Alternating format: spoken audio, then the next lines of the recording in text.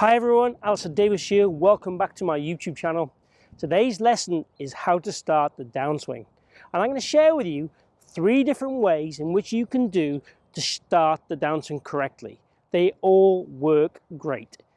It's all about owning your own feels, so I'm going to share with you 3 different ways in which to do it so you can take ownership of the way that's going to help you start your downswing more functionally to give you better outcomes, better productivity on your golf shots, more consistency on your golf shots.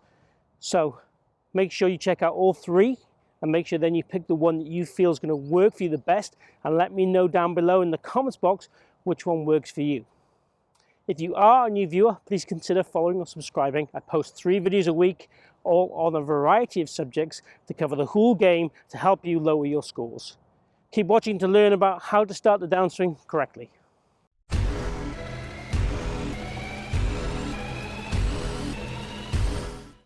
So today's lesson, how to start the downswing correctly, and I've covered this a couple of times on my channel, but realistically I'm going to share with you 3 ways in which you can experiment with to give you the ownership of the way that suits you the best and gives you the best outcomes. So obviously use factual evidence of what the ball does to tell you which way is working best for you.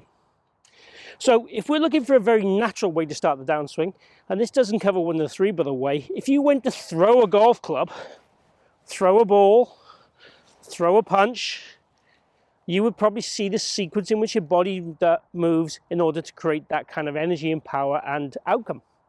So what would generally happen is the lower half would start first, followed by the torso, followed by the arm, followed by the wrist or the club head, whichever you want to describe it as. So basically the power, the speed wants to be into the club head last, and we have an opposite form then of deceleration where it should work entirely the opposite way, where the body or the lower half would decelerate first, then the trunk, then the arms, then the club head. So we want basically the body to be accelerating and decelerating, so we provide the most important speed at the right area of the golf swing around impact. So the 3 ways in which I'm going to share with you is going to be your feet, your hips, and your right shoulder or trail shoulder. Let's get stuck into first of all the feet, starting from the ground up. So the idea would be really, as we start the downswing, if we were going to use our feet, we would feel we were going to be starting to roll our feet. So this foot's supinating, this one's pronating, in order to push our lower limbs more towards target in a lateral sense. Now what should happen from the start of the downswing, there should be a slight lateral bump, a centering of the weight, a slight separation with the knees, and there's a slight rolling of the feet. Okay, then it would go into a further rolling, and then the energy would start to be pushing from going down into the ground to off the ground. That is what I'd like to see. But realistically, most amateur golfers would struggle to move their weight and pressure correctly. So feeling that they're going to roll their feet, try and use the edges of the shoe, of the trail foot, to try and feel that edge goes in and the foot rolls over, would be a great way to feel they were going to start to move their pressure and energy. And if they had too much lateral slide for the average golfer, it probably wouldn't hurt them too much. The elite end of golfers would tend to have too much lateral slide, so they would want to feel a little bit more of a rotation in the feet and a separation of the knees maybe to stop that lateral slide too much. But generally speaking, letting the feet roll is a good feel for most golfers. The second area would be more about feeling, as we start down, the lead hip moves laterally towards target like this. Now again, you can feel this with the lead side kind of pulling or the trail side pushing. Me personally, I prefer the feel of the trail side pushing. I just find that easier to do. Again, if I was going to throw something like a shot put, I would feel I'm pushing from my trail side. There's definitely a squatting and then a pushing. So for me, the pushing works better as a concept. Again, I don't mind if you feel pull or push, but realistically it's whether you're feeling you're moving your hips and kind of thighs or your feet so far. There's 2 options. The third option will be more into the trail shoulder, and it's feeling that the trail shoulder will kind of go back towards my bag and towards my heel and towards my trail foot. Now in doing so, I get a little bit of what I call right side bend. And in doing that, it tends to push my pelvis and hips towards target. So the action is more generated from the torso or the shoulder, but it is actually doing the same thing. And then from there, the right shoulder would work towards target and towards the golf ball.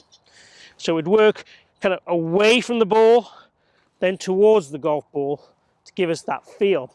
And again, the right side would be pushing the lower half into the right place.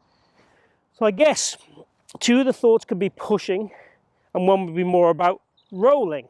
Again, if you're more of a lead side player, you'd feel the lead side pulls you or rolls you anyway. The best advice I could give you would be, again, to do some throwing with a med ball or football or a golf ball or whatever you want to do, and see how you feel you generate that movement, and then try in the range. If you're more of a pusher off the trail side, probably try either the shoulder or the right thigh pushing to start your downswing and see what kind of results that gives you. So in essence, it doesn't really matter which one, as long as we're committed. So start the downswing more with the lower half, generated or initiated by any of these things we talk about, and feel that we push off that trail side, for me, would be the thought. Let's try a ball. I'm going to go with the shoulder in this one.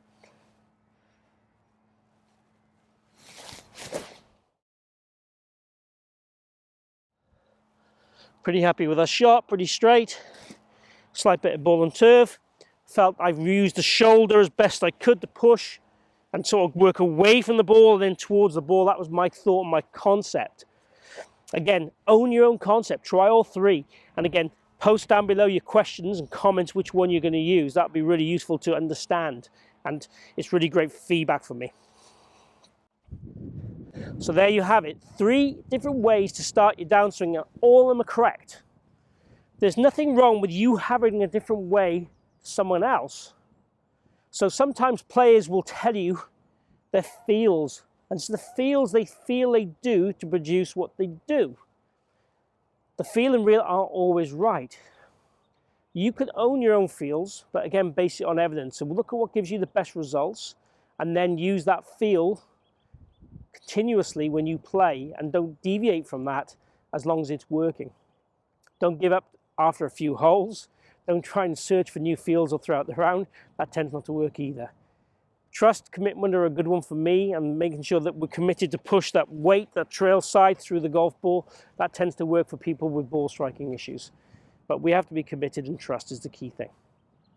Hope you've enjoyed today's video. If you have, please click like and share the video. It really helps my channel. I really appreciate if you can do that. Also, as I've said already, comment down below, ask questions, request videos. I'd love to make sure the channel is going in the direction that you want it to, so make sure I'm giving you the content you want. Lastly, if you haven't subscribed or followed, hit my logo down this bottom corner here. Join me on my journey. Let me help you improve your golf. And thank you for joining me today at the Forest of Arden. Hope to see you again here soon.